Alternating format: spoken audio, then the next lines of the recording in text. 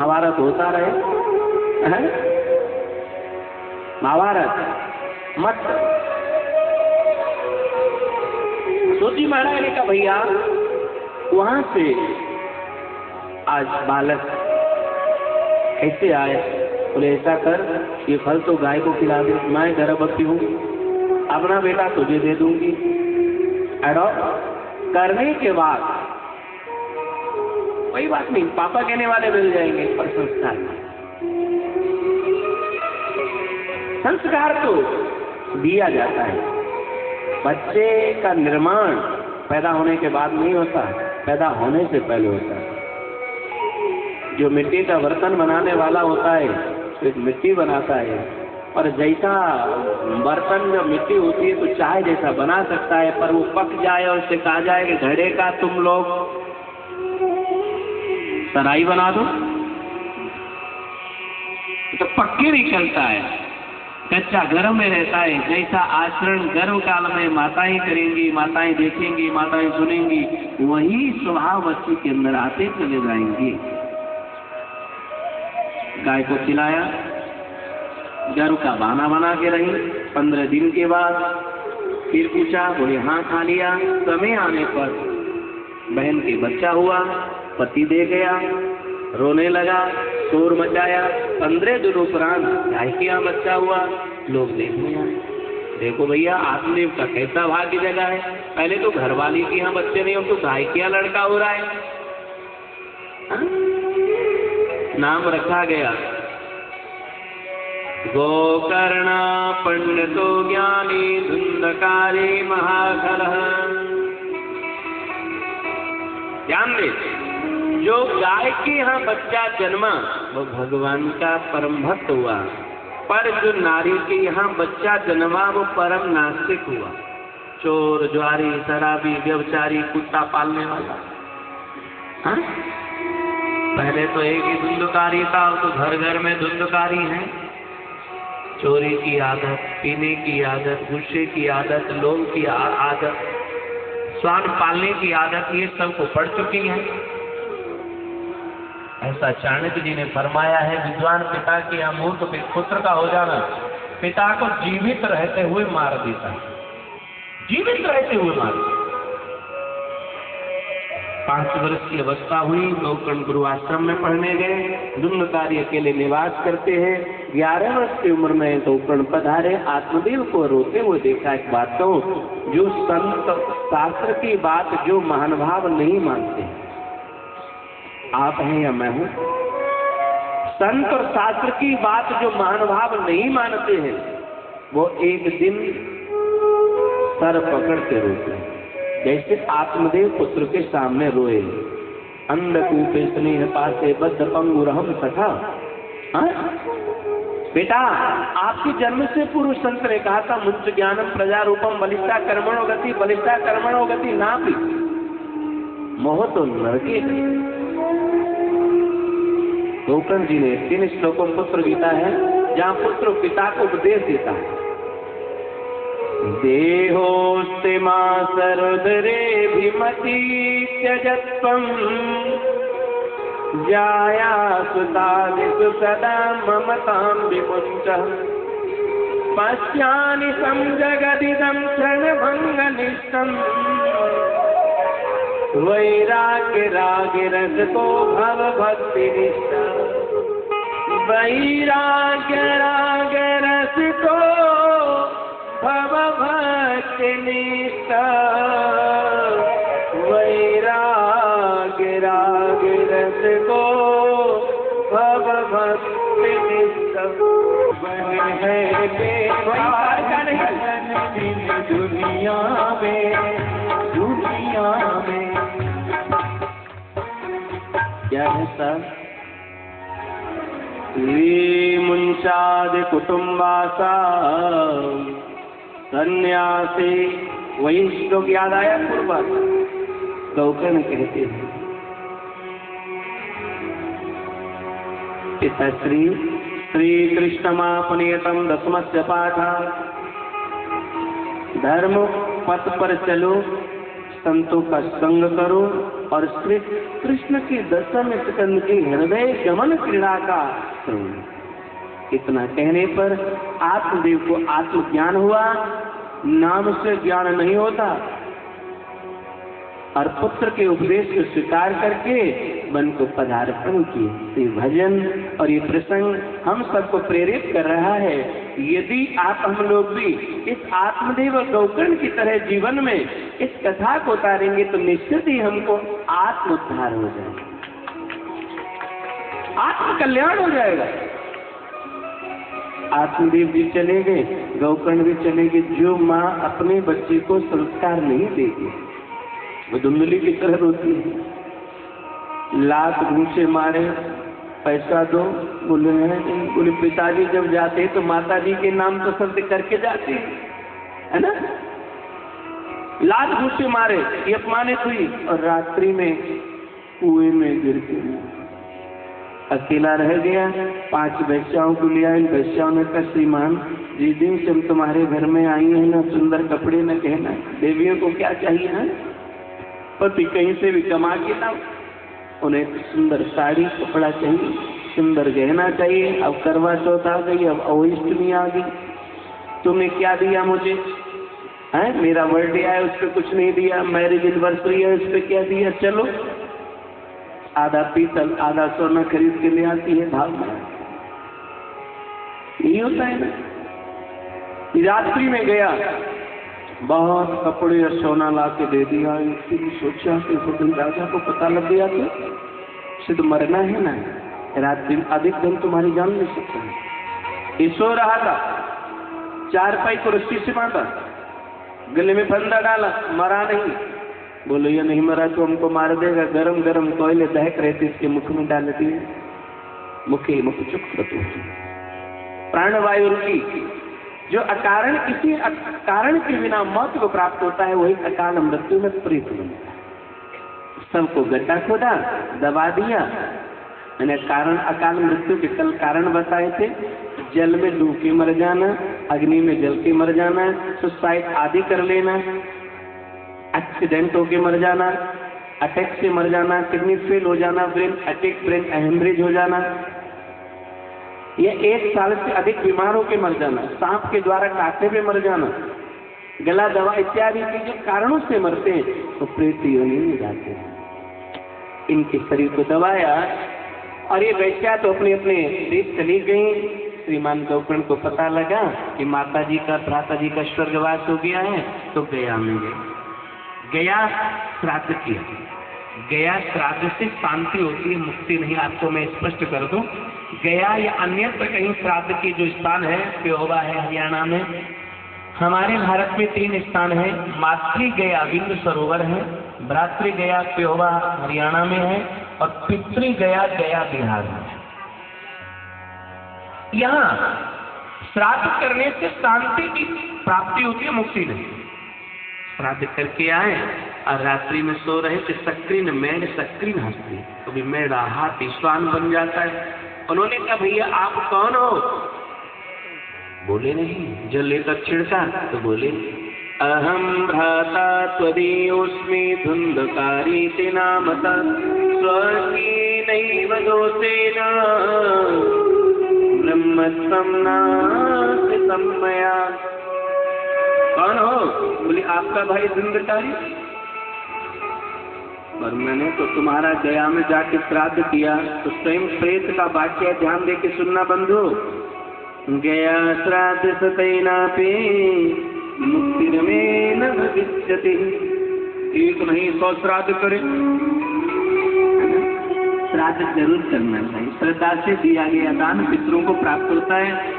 अगर वो मनुष्य रूप में है तो अन्न रूप में हमको मिलेगा, पशु रूप में है तो उनको वो तृण रूप में मिलेगा, और पक्षी रूप में तो फल रूप में मिलेगा, और अगर उनको स्वर्ग में है तो वह हमको आशीर्वाद रूप में। श्राद्ध एक तो होता है 16 श्राद्ध, एक तिथि श्राद्ध जिस तिथि में हमारे पूर्वज दिवंगत हुए, एक होता है अमावस का श्राद्ध। अमावस वाले दिन पितरों के नाम का सभी को ब्राह्मण भोजन अपने घर में या मंदिर में जरूर खिलाना चाहिए। श्राद्ध किया, फाइन, बोले बैठ जाओ। प्रातःकाल हुआ, विद्वानों से परामर्श किए क्या करें। किसी ने गायत्री जाप, किसी ने कुछ बताया, किसी ने कुछ बताया, परंतु भगवान ने सूर्य को अर्घ दिया। सूर्य भगवान को अर्घ देने को उपरांत सूर्य भगवान को बोले, श्रीमद्भागवतान मुक्तिं सप्ताहं वाचनं कुरु। अगर अपने भाई का कल्याण चाहते तो सप्ताह करो। आषाढ़ का महीना, नवमी तिथि, 7 ग्रंथि का बांस लगाया गया। बांस लगाया गया और उसमें बैठ गए। बांस लगाया गया, पहले दिन कथा का विराम हुआ, पहली ग्रंथि फटी, दूसरे दिन दूसरी, तीसरे दिन तीसरी, 7वें दिन पूरा बांस फट गया। दिव्य देह धारण करके सुंदर पीताम्बर, तुलसी माला, चंदन लगे हैं, प्रकट हो जाते हैं और भागवत के सुंदर श्लोकों के द्वारा संबोधित किया। धन्या भागवती वार्ता प्रेत पीड़ा विनाशनी, सप्ताहोऽपि तथा धन्या कृष्ण लोक फलप्रदः। ये धन्य है भागवत जो 7 दिन में प्रेत की पीड़ा को दूर करके मुक्ति। यहाँ धोकण बोली, अत्रैव बहवः सन्ति श्रोतारो मम निर्मला, आनि तानि विमानानि न तेषां युगपत्कुतः। श्रवणस्य विवेदिनः अदृणं च हतो ज्ञानं, प्रमादिन हतो श्रुतं, संदिग्धो यतो मंत्रो व्यकृतो हतो जपः, विश्वासो गुरुवाक्येषु। इन्होंने सुना, निकाल दिया, इसने सुना और समझा। जीवन की पूर्णता कर्म से, कर्म की पूर्णता श्रवण से, श्रवण की पूर्णता मनन से, मनन की पूर्णता चिंतन से होती। विमान में बैठ के चले जाते हैं। अब की बात उन्हें भागवत पारायण किया गया और सभी श्रोताओं ने श्रवण मनन निध्यासन किया। जैसे वैकुंठवासियों को भगवान नारायण अयोध्या पति राम साकेत धाम ले गए, भगवान कृष्ण गोलोक धाम ले गए, ऐसे वैकुंठाधिपति भगवान श्री नारायण सभी श्रोताओं को वैकुंठ धाम ले गए। बोलिए लक्ष्मी नारायण भगवान की है। यहाँ पर आनंद ही आनंद है। कथा की विधि, ज्योतिषी ब्राह्मण विद्वान से मुहूर्त निकलवा गए। विद्वान संत विरक्त वैष्णव ब्राह्मण से कथा करावे। 5, 7, 11 ब्राह्मणों का वर्ण। तदुपरांत सुंदर वेदी बनाए, मंच बनावे, तुलसी कदली वृक्षों से सुसज्जित करे, वैसा स्वरूप देखा। ये संपूर्ण जो कथा का स्वरूप है वो यहाँ मुझे देखने को मिल रहा है। ब्राह्मणों से पूजन कराए, प्रार्थना कराए, तिलक लगाए और दक्षिणा दे, आशीर्वाद। कथा में उत्सव महोत्सव आवे, उनको संपूर्ण मनावे, जयत शब्द, नमः शब्द आदि बोले, कीर्तन करे, नृत्य करे, परिक्रमा लगाए। आरती खाली हाथ न लेवे, खाली हाथ कथा में न आए। पत्र, पुष्प, फल, जल, दक्षिणा भावना अर्पित करके प्रार्थना करके पुनः बैठे। उत्सव आए, उनको अपने महोत्सवों की तरह माने। जैसे कल वामन भगवान का महोत्सव, श्री कृष्ण महोत्सव, 56 भोग, गिरिराज पूजा, भगवान का विवाह, महाराज आदि आदि, जिसमें इस कथा महोत्सव है। महोत्सव में तुम सम्मिलित होंगे तभी महोत्सव तुम्हारे जीवन में आएगा ना। तो महोत्सव मनाते ही नहीं, मानते नहीं तो महोत्सव कहाँ से आएगा? महोत्सव। ग्रंथ की कथा पूर्ण हो जाए तो पत्र, पुष्प, फल, तुलसी दल, चंदन, वस्त्र, पात्र, सोना, चांदी, दक्षिणा, ग्रंथ स्वर्ण सिंहासन पर रख करके प्रदान करें और मुक्ति की कामना, मुक्ति का आशय लेकर के भावना रखे, प्रार्थना करे। जो मनोरथ है वो पूरा हो जाता है। भक्ति चाहने वालों को भक्ति, मुक्ति चाहने वालों को मुक्ति, विद्या चाहने वालों को विद्या, यश चाहने वालों को यश और आरोग्य चाहने वालों को आरोग्य मिलता है, वो निरोग हो जाता है। ये भागवत है। विद्यार्थी जो नियम से इस कथा को पढ़ते हैं, सुनते हैं, उनको विद्या मिलती है, यश मिलता है, आयु मिलती है और आरोग्य मिलता है। नेगम कल्पतरोर्गलितं फलं सुखमुखादमृतद्रव संयुतं पिबत भागवत रसमालयं मुहुरहो रसिका भुवि भावुका। ये ब्रह्मलोक में एक बीज रोपित हुआ, 4 जड़ें हुई, 6 और जड़ें हुई, एक स्तंभ निकला, 12 डालियां निकली, 335 छोटी डालियां निकली, 18,000 पत्ते निकले, उस पर फल लगा और वो पका। पकने के बाद गिरा और गिरा संयोग से सुख मुख। उन्होंने पिया। भागवत सुनने की वस्तु नहीं है, ये पीने की वस्तु। पिबत भागवतम रसम, यहाँ कहा पिबत भागवत रसम। कौन प्रिय? बोले जो रसिक भावुक भक्त प्रेमी। बोले जो भावुक नहीं है, बोले वो नहीं पिएगा। रसिक है, बोले वो नहीं पिएगा। हे भावको, हे भक्तो, भागवत रस पियो। बोले क्या मिलेगा? बोले भव सागर से तर जाओगे। स्वर्गे सत्ते च कैलासे वैकुंठे नास्तं रसः अतः पिबन्तु सद्भाग्या मामा मुंतक कही। ये जो भागवत रस का रसास्वादन आप कर रहे हैं, न ये स्वर्ग में है, न ब्रह्मलोक में है, न वैकुंठ में है। ये रस तो अब इस समय हमारे पश्चिम बिहार में V4 ब्लॉक में है और कहीं है ही नहीं। हमारे ब्रज में एक भजन बोला जाता है, जो रस बरस रहे हो बरसाने, वो रस 3 लोक में। जो आनंद यहाँ है वो पूरे विश्व में अब कहीं नहीं है। ये महात्मा को हम प्रणाम करते हैं। भागवत के प्रथम स्कंद और प्रथम श्लोक में अब प्रवेश कर रहे हैं। जन्माद्यस्य तन्मयादितरतश्चातेषु विद्यस्वराट्। हाथ जोड़े भगवान का ध्यान करें। जन्माद्यस्य तन्मयादितरतश्चातेषु विद्यस्वराट् तेने ब्रह्महृदायादि कवये मुह्यन्ते यदुसूरया तेजोवार प्रदाम यथा विनिमयो यत्र त्रिसर्गो मृषा धामना स्वेन सदाननस्तगुहकं सत्यं परम धीमहि। ये प्रार्थना है। जो परम सत्य है, जिसका धीमान बुद्धिमान ध्यान करते थे, परम सत्य धीमान, धीमानों के द्वारा वंदनीय जो परम सत्य ईश्वर ज्योति स्वरूप परमात्मा को हम सब हाथ जोड़कर सिर झुकाकर प्रणाम करें। श्रीमद् भागवत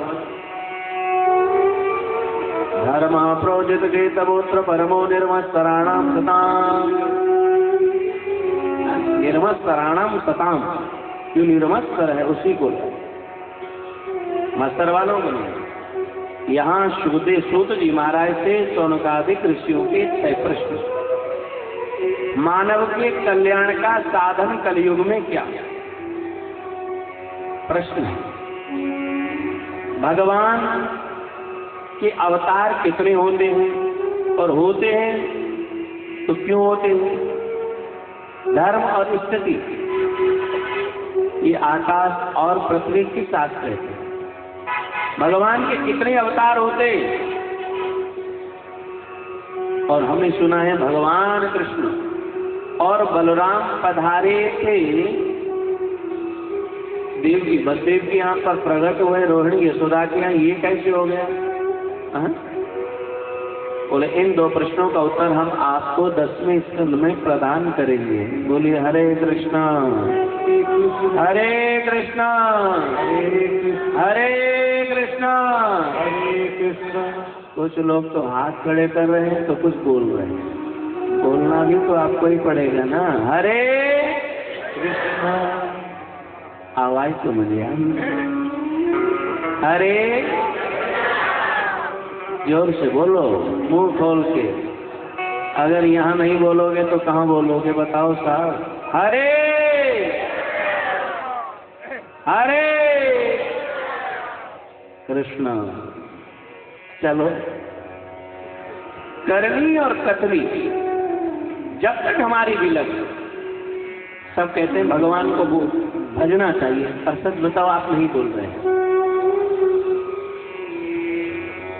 तो यहाँ सूत जी महाराज से शौनकादिक ऋषियों ने और प्रश्न किए, बड़े बड़े सुंदर प्रश्न किए।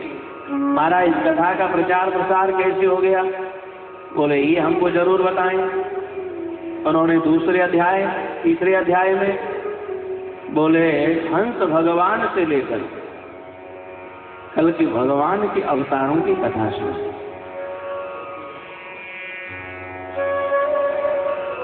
भगवान के अंशांश ब्रह्मा मरीचि कश्यप पशु पक्षी ये सभी उनके ही थे। सिया राम मैं सब जग जानी करो प्रणाम। सब में है ना। पहला भगवान का जो अवतार सनकादिक, वराह, नारद, नर नारायण अवतार, ईशावतार, कपिलावतार, दत्तात्रेय अवतार, यज्ञावतार, ऋषभ अवतार, यज्ञ नारायण यज्ञावतार, धनवंतरी अवतार, मोहनी अवतार, नृसिंह अवतार, वामन अवतार, परशुराम अवतार, व्यास राम अवतार, व्यास अवतार, बलदेव अवतार, कृष्ण अवतार, हरि अवतार, हंसावतार, बुद्धावतार, कल्कि अवतार, ये अन्यान्य भगवान के अवतार।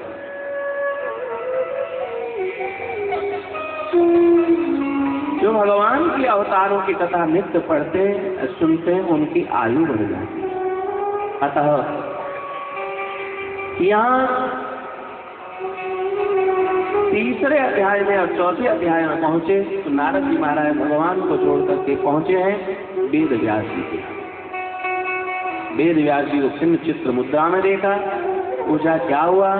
कहा महाराज मैंने सभी ग्रंथों को बनाया, रचना की, पर ऐसा लग रहा है कि मैंने कुछ बनाया नहीं। उन्होंने पूर्व जन्म की कहानी सुनाई कि मैं दासी पुत्र था,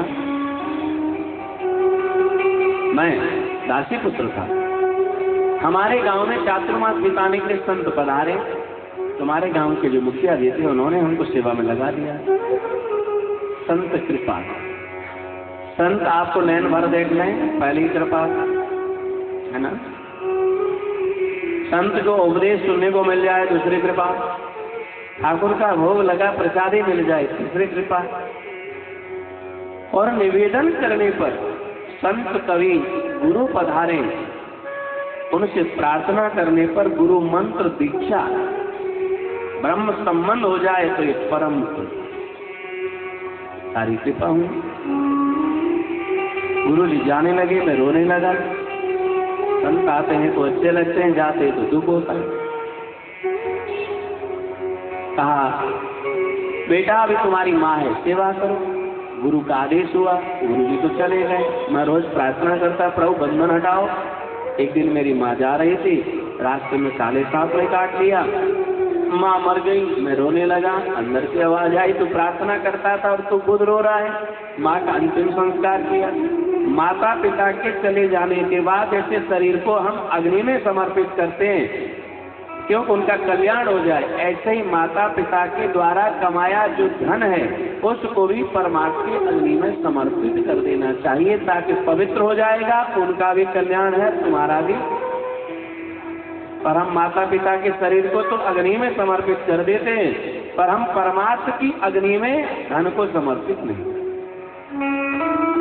हम हरिद्वार पहुंचे, भगवान का सुमरण किया।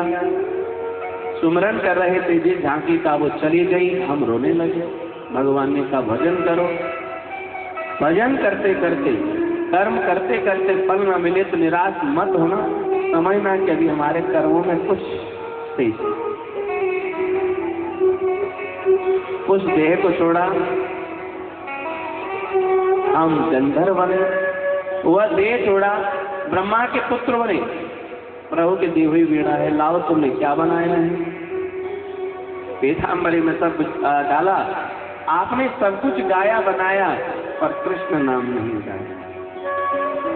आपने सब कुछ जीवन में गाया है, सुना है, पर भगवान कृष्ण का नाम नहीं गाया, नहीं लिया है, तो मैं आपको हृदय से सच कहता हूं, आपका मनोरथ पूरा नहीं होगा। शांति हुई।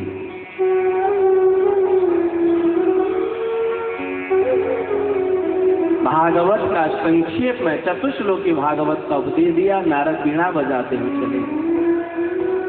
श्रीमन्नारायण नारायण नारायण, श्रीमन्नारायण नारायण नारायण, श्रीमन्नारायण नारायण नारायण, श्रीमन्नारायण नारायण नारायण, भजमन्नारायण नारायण नारायण, भजमन्नारायण नारायण नारायण, श्रीमन्नारायण नारायण नारायण, श्रीमन्नारायण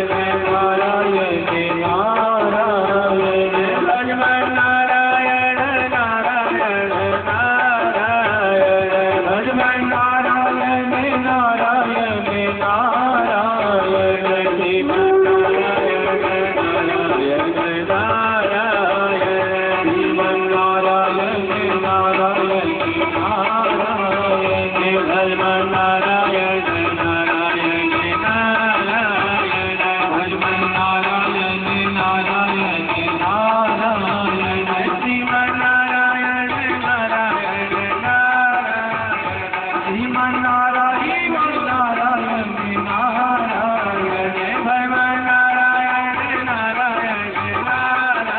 नारायण, भजमन्नारायण नारायण नारायण, भजमन्नारायण नारायण नारायण, श्रीमन्नारायण नारायण नारायण, श्रीमन्नारायण नारायण नारायण, भजमन्नारायण नारायण नारायण, भजमन्नारायण नारायण नारायण, श्रीमन्नारायण नारायण नारायण, श्रीमन्नारायण नारायण नारायण, भजमन्नारायण नारायण नारायण, भजमन्नारायण नारायण नारायण, श्रीमन्नारायण हो नारायण, नारायण नारायण नारायण, भजमन्नारायण नारायण नारायण, श्रीमन्नारायण नारायण नारायण,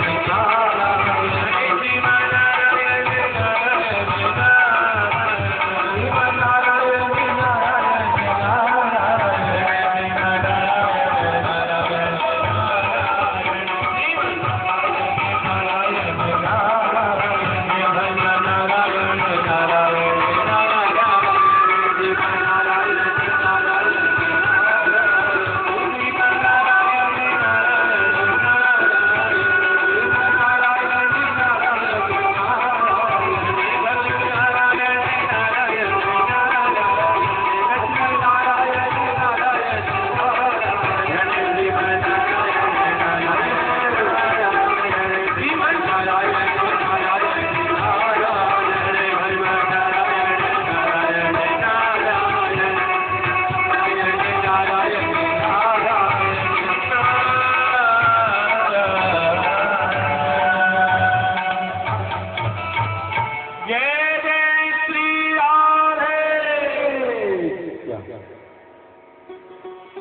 यहाँ पर देवर्षि नारद भागवत का चतुश्लोकी उपदेश देकर कैलाश पर्वत पर पहुंचे। वहां मां पार्वती के लिए नारद बाबा ने कहा, माता जी आप अकेले कैसे बैठे? हमने सुना है भोले बाबा कहीं जाते हैं तो आपको लेकर के जाते हैं। बोले हाँ जाते तो हैं, पर आज नहीं लेंगे, पर कोई बात होगी ना मुझे बता देंगे, छिपाएंगे नहीं। नारद जी ने कहा, देवियाँ बड़ी भोली वाली होती, पुरुष जैसे बैठ आते तैसे बैठ जाते। एक बात का बताएं, तुम्हारा पति भोला जरूर है, पर भोला नहीं, वो सीधा कपट का भोला है, सावधान रहेगा। पार्वती ने कहा, तूने मेरे पति की बुराई की ना, तेरी जवान काट दूं। कहा क्यों? मेरा पति भोला है, इसका नाम ही वो भोला है, वो कुछ नहीं छुपाता। नारद जी ने कहा, अच्छा नहीं छुपाते हैं तो एक बात पूछूं? बोले पूछो। पूछो ये हड्डियों का पहाड़ कहाँ से आया पता है? बोले नहीं। तो और दूसरी बात पूछो, भोले बाबा के गले में ये मुंडमाला कहाँ से आई? ये भी नहीं पता। और तीसरी बात पूछो, भोले बाबा की जटाओं में एक औरत रहती है, जानती हो? सारी बात भले यकीन न करे, पर कोई आके कह दे तुम्हारी पति देखना वो अमुक स्त्री के साथ बात कर रहे थे, बस गए काम। माता जी नाराज हो गई। भोलेनाथ आए, देखा तो बरगद के पेड़ को छोड़कर बबूल के पेड़ के नीचे। बोले देवी हुआ क्या है? किसी ने कुछ कह दिया है? बोले आप तो कहते हो, मैं आपसे कभी कोई बात छुपाता नहीं, पर आज मुझे पता चल गया है तुम्हारा नाम बम भोला नहीं, तुम भोला नहीं, तुम तो कपट के गोला हो। भोलेनाथ ने कहा हुआ क्या है बताइए ना, ये बताओ कि हड्डियां किसकी हैं, ये मुंडमाला किसकी है, जुड़े को खोलो, ये कौन है? भोलेनाथ मुस्कुराने लगे। क्या यहाँ नारद बाबा आए थे कि आपने कैसे जाना? बोली नारद जी जिस घर में आते हैं वहाँ लड़ाई जरूर होती है, तो पश्चिम बिहार वालों सावधान हो जाओ। अगर तुम अपने घरों से निकल के कथा में नहीं आओगे ना, तो नारद जी को कल ही भेज देना। मैंने किस किस के घर भेजूं बताओ? लड़ाई होगी मियाँ बीवी में चकाचक। पहले भोजन बनाओ, खिलाओ, फिर बताएंगे। सुंदर पकवान मिष्ठान बनाए खिलाए, ऐसा नियम है। देवियों को कहीं नई जगह पर जाना हो ना, तो पति की चापलूसी 2-3 दिन पहले से शुरू हो जाती है। समझ लो कुछ काम निकलवाए। और मायके जब जाना होता है ना, पूरा 1 हफ्ता पहले से ही शुरू हो जाती है मक्खन लगाना। देखो मैंने तुम्हारे कपड़े यहाँ रख दिए हैं, ये खाने का है, ये पीने का है, ये सुबह के लिए, दोपहर के लिए, शाम के लिए। समझ लो कहीं माई के जाना चाहती हैं। सुंदर भोजन बनाया खिलाया। बोले भोले बाबा सुनाइए ना। बोले पहले आप भी प्रसाद पालो, खा के आए। जाके देखो कोई है तो नहीं। कथा वास्तव में एकांत की है। अगर सबका मंतव्य एक है, भावना एक है, तो आप सब सुनने के अधिकारी हैं। यदि आपकी विकृति विचारों में अलग अलग है, टेढ़े मेढ़े इधर उधर, बोले ना कथा सुनाए। माता जी जाती हैं, ताली, पशु भागे, चुटकी, पक्षी उड़े, और पीपल के खोखले में देखा सुख का अंडा पड़ा हुआ है। कहने लगी तो मरा हुआ है, पर यह नहीं पता जिस कथा को आप सुनने जा रहे हैं उस कथा का नाम है अमर कथा। जिस कथा को आप सुनने आए हैं उसका नाम है अमर कथा। आप अमर हो जाओगे। क्या हो जाओगे? अमर कौन कौन होना चाहता है?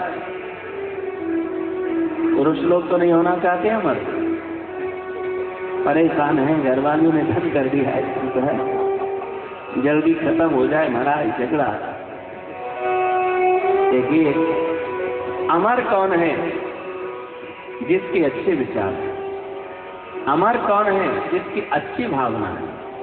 अमर कौन है? जिसने अच्छे काम किए हैं। अमर कौन है? जो अच्छा बोलते हैं। अमर कौन है? जो अच्छा सुनते हैं।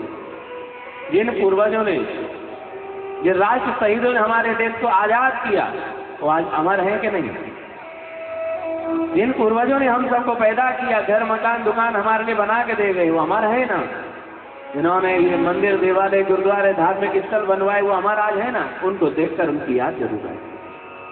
तो वही अमर होता है जो मंदिर बनाता है, धर्मशाला बनाता है, कुआं बनाता है, बाग लगाता है, धार्मिक स्थलों का रक्षण करता है, संवर्धन करता है, दान करता है, यज्ञ करता है, तप करता है, सेवा करता है। वही समाज में अमर होता है। धन रखने वाला अमर नहीं होता।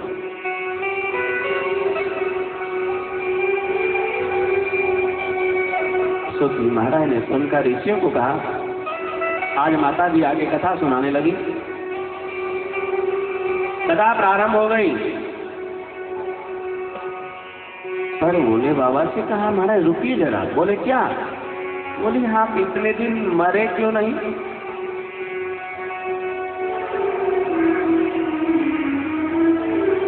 और ये क्या है? बोले सुनो, आप गुस्से में आकर के शरीर को छोड़ दिया करते थे। ये आपकी हड्डियां हैं, ये आपके सिर हैं, और ये औरत ये भगवान विष्णु के चरणों से निकली हुई सुंदर। पार्वती जी का गुस्सा थोड़ा डाउन हुआ, कहने लगी महाराज तुम मरे क्यों नहीं? बोले मैंने अमर कथा का पान कर लिया। बोले मुझे क्यों नहीं पिलाया? बोले तुमने पूछा नहीं।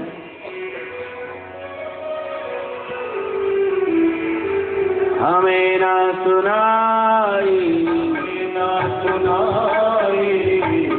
जाने कथा, बोले प्रेम कथा, बोले कथा, बोले भक्ति कथा, बोले भक्ति कथा, बोले हमें न सुनाई हमारे कथा, बोले हमें न सुनाई हमारे कथा, बोले प्रेम कथा, बोले कथा, बोले एक कथा।